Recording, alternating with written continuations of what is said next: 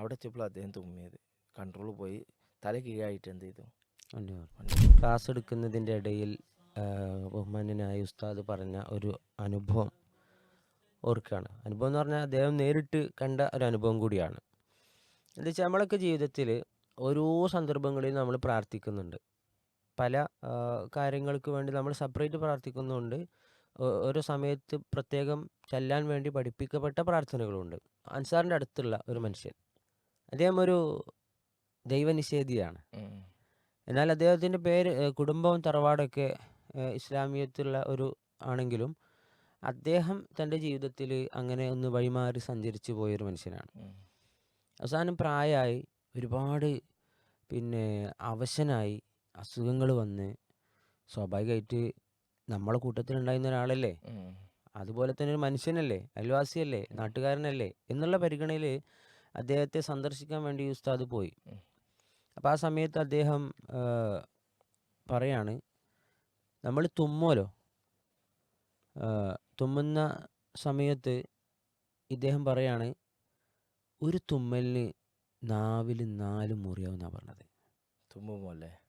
അതായത് തുമ്മുക എന്നത് യഥാർത്ഥത്തിൽ എന്താണ്, ഒരു അനുഗ്രഹം കൂടിയാണ്. നമ്മുടെ മൂക്കിലുള്ള കോശങ്ങളിലേക്ക് പൊടികളും മറ്റു സംഗതികളൊക്കെ ചെല്ലുമ്പോൾ അതിനെ പുറത്തേക്ക് തള്ളാനുള്ളൊരു പ്രോസസ്സാണല്ലോ. റബ്ബ് നമുക്ക് നൽകിയൊരു അനുഗ്രഹം കൂടിയാണ്. അപ്പോൾ ഇദ്ദേഹത്തിന് ആ തുമ്മലിനെ കൺട്രോൾ ചെയ്യാൻ പറ്റണില്ല. കാരണം അസുഖം പോലെ, അതായത് നമ്മൾ അവശനായി കഴിയുമ്പോൾ നമ്മളെ കൺട്രോളിൽ നിന്ന് പോകും. അപ്പോൾ സ്വാഭാവികമായിട്ടും നമ്മളെ ചുണ്ട് കൂട്ടിക്കടിക്കും, നാവ് കൂട്ടിക്കടിക്കും. അത്രയും അതുകൊണ്ടാണ് നമ്മൾ ശരിക്ക് എല്ലാ നിലക്കും അള്ളാഹിനെ സ്തുതിക്കുന്ന ഒരു കാര്യമായിട്ട് സ്തുതിക്കണമെന്ന് പഠിപ്പിക്കപ്പെട്ടത്. പുണ്യം ലഭിക്കാൻ മാത്രമല്ല, അതിൽ നടക്കുന്ന ചില കാര്യങ്ങൾ, അതിലൂടെ നമുക്ക് ലഭിക്കുന്ന ചില കാര്യങ്ങളുണ്ട്. ശരീരത്തെ മറ്റു അണുക്കളിൽ നിന്നൊക്കെ പ്രൊട്ടക്റ്റ് ചെയ്യുന്ന രൂപത്തിലുള്ള ഒരു ശരീരത്തിൻ്റെ ഒരു പ്രതികരണം കൂടിയാണല്ലോ തുമ്മൽ. അപ്പോൾ അൽഹംദുലില്ലാ എന്ന വാക്കിന് അർത്ഥം എനിക്ക് ഇപ്പോഴാണ് മനസ്സിലായത് എന്ന് അദ്ദേഹം ഉസ്താദിനോട് പങ്കുവെക്കുന്നുണ്ടായിരുന്നു. കാരണം എന്താ വെച്ചാൽ ഇതൊന്നും നമ്മളെ കയ്യിലല്ല. കാരണം തുമ്മുന്ന ആ സമയത്ത് സംഭവിക്കുന്ന ഒരുപാട് കാര്യങ്ങളുണ്ട്. അപ്പോൾ ഇദ്ദേഹത്തിന് തുമ്മുമ്പോൾ നമ്മളെ ശരീരം ഒന്നായിട്ടൊരു കുടച്ചിലാണ് ശരിക്ക് ആ തുമ്മലിലൂടെ വരുന്നത്. അപ്പോൾ അതിൽ ശരിക്ക് പല്ല് നാവിലാണ് പോയി പ്രസ്സായിട്ട് മുറിയാവുകയാണെന്നാണ് പറഞ്ഞത്. അപ്പം അൽഹംദുലില്ലാ എന്ന് പറയുന്നതിൻ്റെ ആ ഒരു പ്രാധാന്യം അദ്ദേഹം ആ ഒരു സമയത്ത് മനസ്സിലാക്കിയെന്നാണ്. പിന്നീട് അദ്ദേഹം മുസ്ലിമായിട്ടാണോ മരിച്ചത് എന്നുള്ളതിനെ കുറിച്ച് വ്യക്തമല്ല.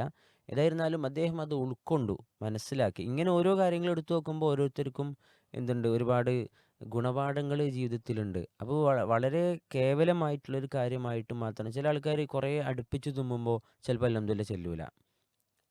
ചിലപ്പോൾ ആ ഫസ്റ്റ് തുമ്മുന്ന സമയത്ത് തന്നെ അൽഹംദുലില്ലാ പറഞ്ഞാൽ ചിലപ്പോൾ അടുത്ത തുമ്മൽ വരില്ല. അല്ല, അങ്ങനെയുണ്ടല്ലോ. അപ്പോൾ അതിങ്ങനെ കുറേ കഴിഞ്ഞിട്ട് അപ്പോൾ എത്ര അൽഹംദുലില്ലാ പറയണം എന്നുള്ള കൺഫ്യൂഷനൊക്കെ ആയിട്ട് നിൽക്കും. അങ്ങനെയൊന്നുമില്ല. വൈദ അത്തശ ഫഹ്മിദല്ലാഹു ശമിത്തു.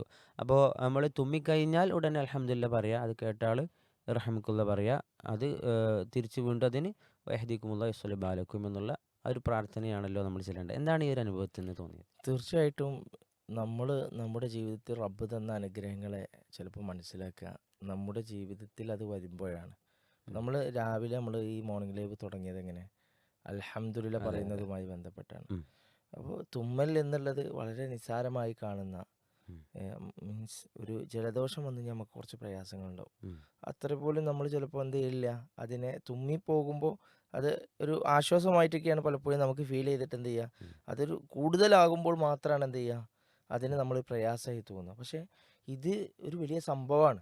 അതുകൊണ്ടാണ് റബ്ബ് എന്ത് ചെയ്തത്, അൽഹംദുലില്ലാ എന്നുള്ള ഹംദ് ചൊല്ലാൻ കൽപ്പിച്ചത്. ഇതിലേക്ക് ചേർത്ത് വെക്കാൻ കഴിയുന്നത്, ഞാൻ ജോലി ചെയ്യുന്ന സമയത്ത് അവിടെ ഒരു ഡോക്ടർ ഉണ്ടായിരുന്നു.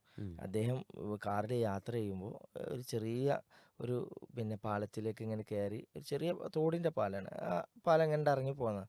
അവിടെ എത്തിയപ്പോൾ അദ്ദേഹം തുമ്മിയത്.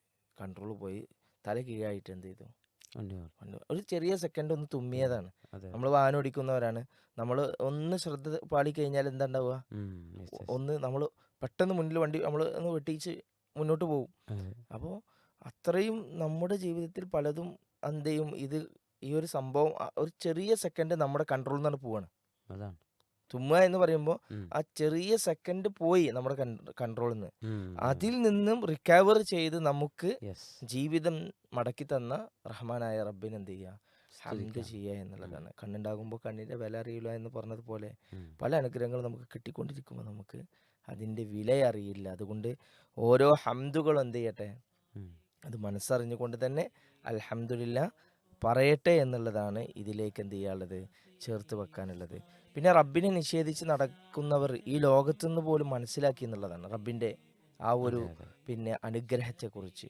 ഉം. അല്ലേ, ഒരു കാലത്ത് അള്ളയില്ല ദൈവമില്ല എന്ന് പറഞ്ഞു നടന്നിരുന്ന ആളുകളാണ്. ഉം. അത് ഫിർഔൻ മനസ്സിലാക്കിയത് അവൻ മുങ്ങി അവൻ്റെ മൂക്കിലും ചെവിയിലും എല്ലാം വെള്ളം കയറിയിട്ട് മരണത്തെ മുഖാമുഖം കാണുമ്പോഴാണ് എന്ത് ചെയ്തത്, അവൻ അത് അതെ, അതെ.